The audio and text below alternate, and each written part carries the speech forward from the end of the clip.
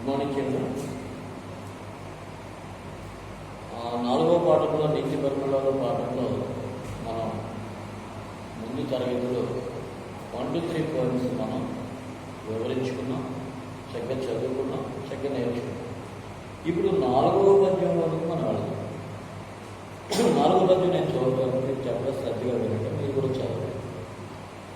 వనకరించిక్కెమైన సపు వాచికం చెడిపోయే మీకు కావిలో వినికి జిక్కె జిల్వ గనువేగులు చెందెను లేడు తావిలో మనికి నశించెదేటి తరమా ఇరుమాటిని గెల్వ నైదు సాధనముల నీవే కావతగు దాశరథి కరుణాపయోని. ఇది దాశరథి సరి అంటే మన కబ్జాలో గోపాల గారు రచించారు. ఇక్కడ అంటున్నాడు, మనిషి కొన్ని వాటికి చిక్కిపోతుంది. చిక్కడం అంటే లొంగిపోతుంది. అలాగే మానవుడు వాటికి చిక్కకుండా ఉండడం అనేది జరుగుతుందా అని చెప్తున్నాడు. వాటిని కొన్ని జంతువుల మీద లేక కొన్ని జలచరాల మీద కూడా మనకు ఉదాహరణలు చెప్తూ ఈ పద్యాన్ని మనకు రచన ఇవ్వడం జరిగింది. దురద వచ్చినప్పుడు దాన్ని పోగొట్టుకోవడానికి ఏం చేస్తుంది? ఒక పెద్ద చెట్టుని చూసుకునే దానికి రుద్దుద్ది దురద. నోటికి రుచి ఆపుకోలేక చేప ఏం చేస్తుంది? గేలానికి చిక్కిపోతుంది. పాము ఏం చేస్తుంది? సంగీతానికి వెళ్ళిపోతుంది. జింక ఏం చేస్తుంది? అందానికి బానిస అయిపోతుంది. తుమ్మిదలు ఏం చేస్తాయి? పూలవాసనలకు బందీలైపోతాయి. ఇలా ఒక్కొక్క ప్రాణి కూడా ఒక్కొక్క ఇంద్రియ చాపల్యం వల్లనే నశించిపోతుంది. ఈ పంచేంద్రియ చాపల్యం గల నేను అరిషడ్వర్గాన్ని ఎలా జయించగలను? నన్ను నువ్వే కాపాడాలి అని మనిషి పంచేంద్రియం వాసన, దృష్టి, టేస్ట్, వినికిడి, తర్వాత మన కర్ణాటకలు శరీరం, వీటికి మానవుడు లొంగిపోతున్నాడు. ఎందుకు లొంగిపోతున్నాడు? వాటిని అణుచుకోలేక లొంగిపోతున్నాడు. అలాగే ఒక్కొక్క ప్రాణి ఏనుగుంది, దురద అంటే స్కిన్కి సంబంధించినటువంటి శరీరం. ఈ దురదను తట్టుకోలేక పెద్ద చెట్టుని గోపుతూ ఉంటుంది. ఏమైపోద్ది? కడికి అక్కడ పుండు అయిపోద్ది. ఆ పుండు మాందు అలా ప్రాణం పోగొట్టుకుంటుంది. అలాగే ఆ నోటి రుచి, చేప నీటిలో జీవిస్తుంది. నీటిలో బోళ్ళు నాచు దొరుకుతుంది, చక్కని మట్టి దొరుకుతుంది. అది తినడం మానేది బయట నుంచి వచ్చినటువంటి ఆ వానపాము కోసం ఆశపడి నోరు చాపుతుంది. ఆ గేలానికి చిక్కుకుని ప్రాణం పోగొట్టుకుంటుంది. అలాగే సంగీతానికి లొంగిపోతుంది పాము. ఆ బూర ఊపుతాడు. బూర ఊపినప్పుడు ఆ పాము అలా తల ఊపుతూ అలా ఉంటుంది. అలాగే అందానికి బానిస అయిపోతుంది జింక. అందమైన ప్రదేశం ఎక్కడైనా ఉంటే ఆ అందమైన ప్రదేశంలో ఉండిపోతుంది జింక. మైమర్చిపోయి తన ప్రాణాలను అలా పోగొట్టుకుంటుంది. ఇంకా పూల సువాసనలకు తుమ్మెదలు బందీ అయిపోతుంది. పువ్వులు వాసన వస్తుంటే ఆ వాసన వచ్చే దిశగా ఈ తుమ్మెదలు వెళుతుంటాయి. ఇలా ఒక్కొక్క ప్రాణికి సృష్టిలో ఒక్కొక్క జిహ చాపల్యం ఉంది, ఇంద్రియ చాపల్యం ఉంది. ఆ ఇంద్రియ చాపల్యంతో చచ్చిపోతూ ఉంటాయి, నశించిపోతాయి. మానవుడనైనటువంటి నాకు కూడా ఇంద్రియ చాపల్యం ఉంది. ఆ ఇంద్రియ చాపల్యం వలన నేను కూడా నశించిపోతానేమో. నన్ను ఎవరు కాపాడుతారు? ఈ పంచేంద్రియాల్ని నేను జయించలేను. నేను ఎలా జయించగలను? కాబట్టి ఓ దేవుడా, ఓ దాశరథి, నీవే నన్ను కాపాడాలి. చూసారండి భజన. వనకరి చిక్కి మైనసకు వాచవికం చెడిపోయే మీను. కరి, వనకరి, కరి అంటే ఏను, మీను అంటే చేప. తావినోవనికి జిక్కె జిల్వ. తావినోవనికి ఏంటి చిక్కుతుంది? పాము. సంగీతానికి లొంగిపోతుంది.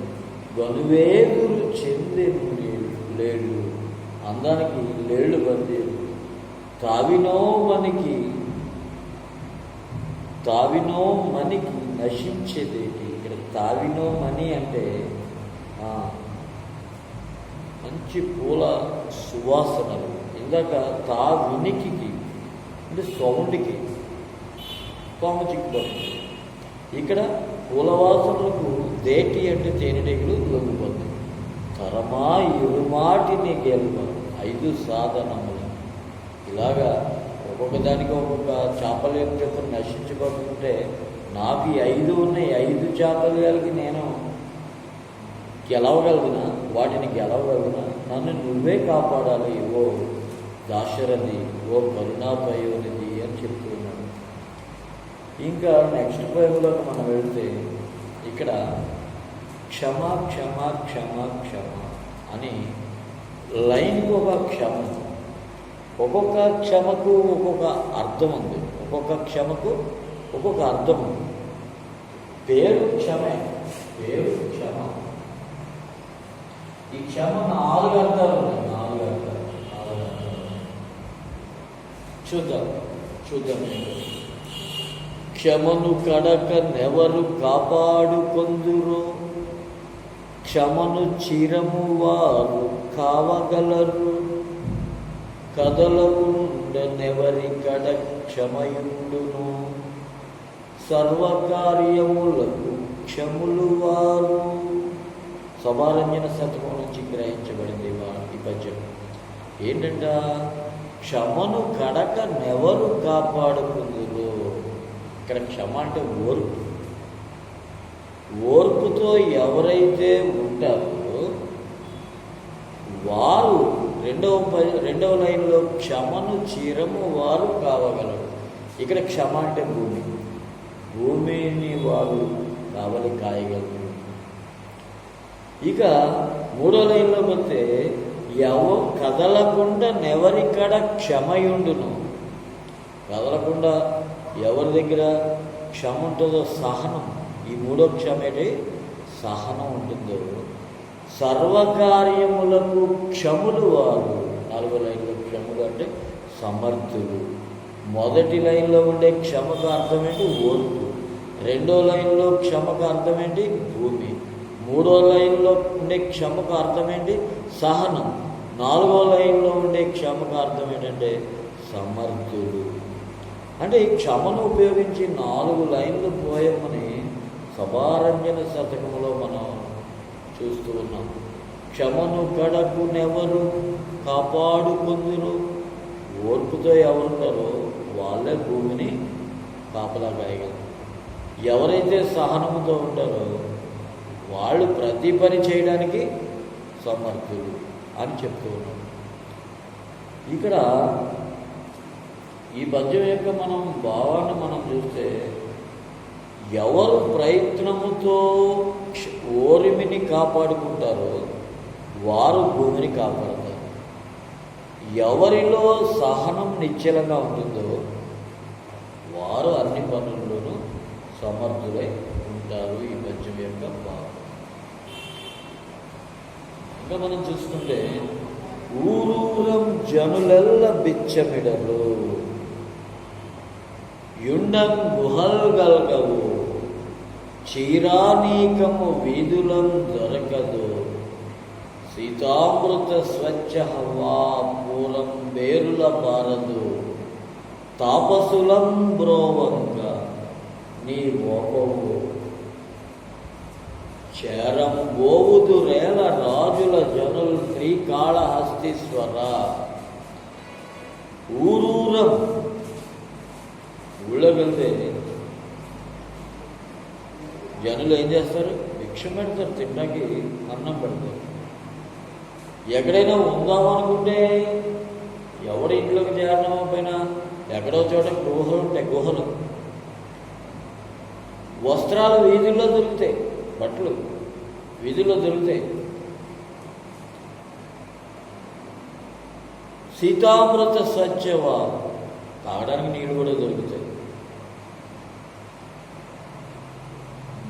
తాపసులం బ్రోవంగా నీ వాపవు, అలాంటి తపస్సు చేసుకునే వాళ్ళని నీవు కాపాడుతావు. ఎందుకు రాజుల దగ్గరికి వెళ్తావు? రాజులు ఏం చేయగలరు? చేరంబోవుదు రేల రాజుల జనులు. రాజుల దగ్గరికి వెళ్తూ ఉంటారు. చాలామంది చాలా గ్రంథాలు రచిస్తే రాజులకు అంకితం ఇస్తారు. ఎందుకంటే వాళ్ళు కలిసి డబ్బు కోసం ఆశించి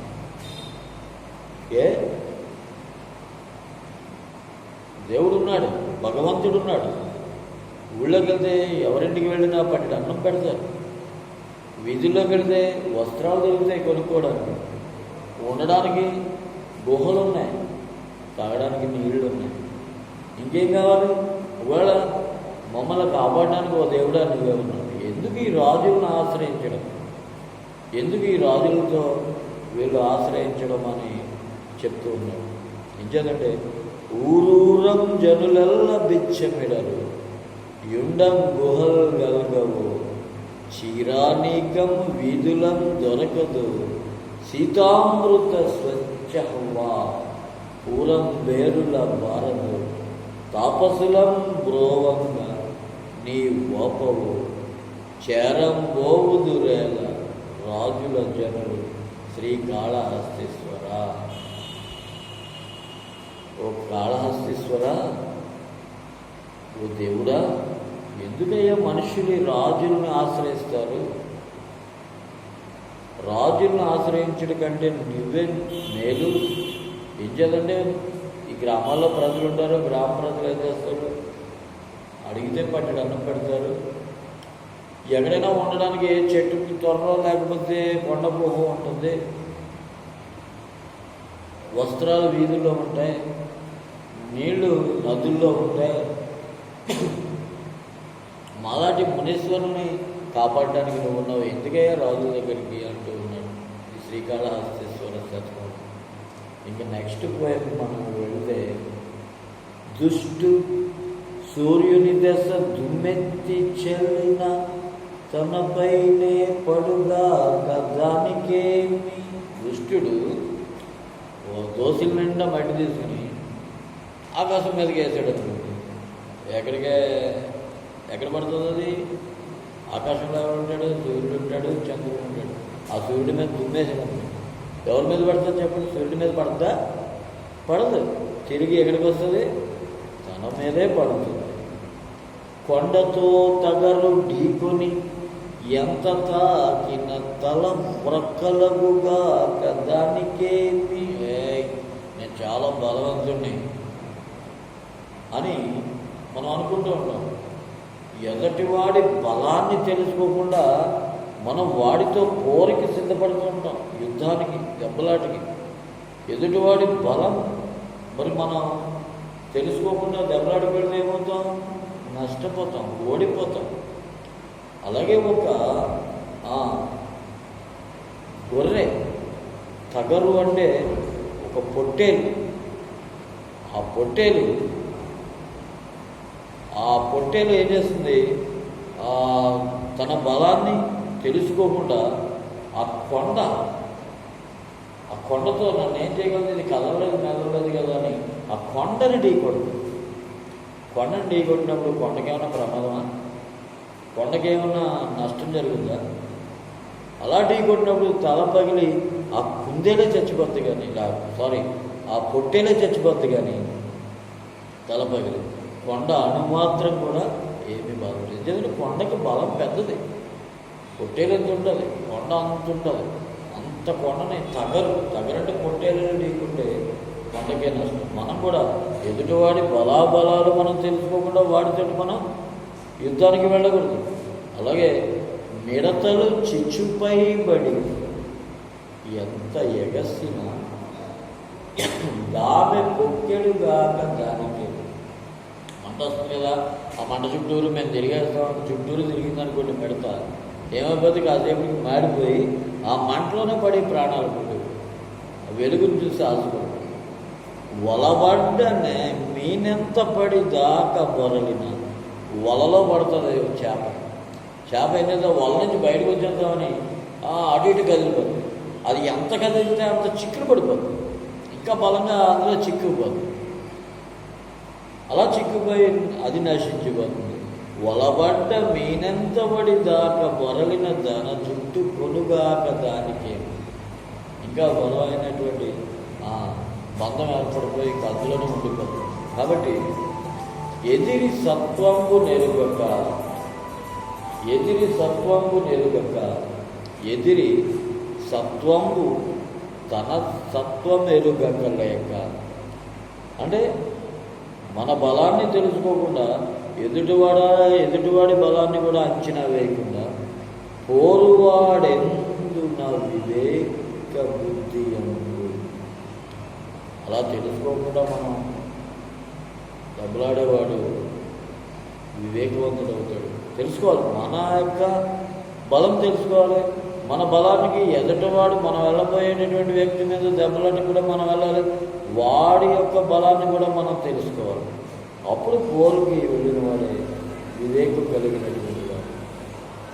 కాబట్టి ఈ పద్యం అంతా ఏం చేస్తుందంటే, ఆకాశం మీద దుమ్మేస్తే ఎవరి మీద పడుతుంది? మన మీదే పడుతుంది. కొండతో ఢీకుంటే ఎవరు పోతారు? మనమే పోతాం. అలాగే మిడతలు అగ్ని మీద ఎగురుతుంటే ఎవరు పోతారు? మిడతలా మాడిపోతారు. అలాగే చేపలో వలలో పడ్డ చేపలా కొట్టుకుంటే ఇంకా వల తీసుకుపోతే తప్పిస్తే ఏం ప్రయోజనం?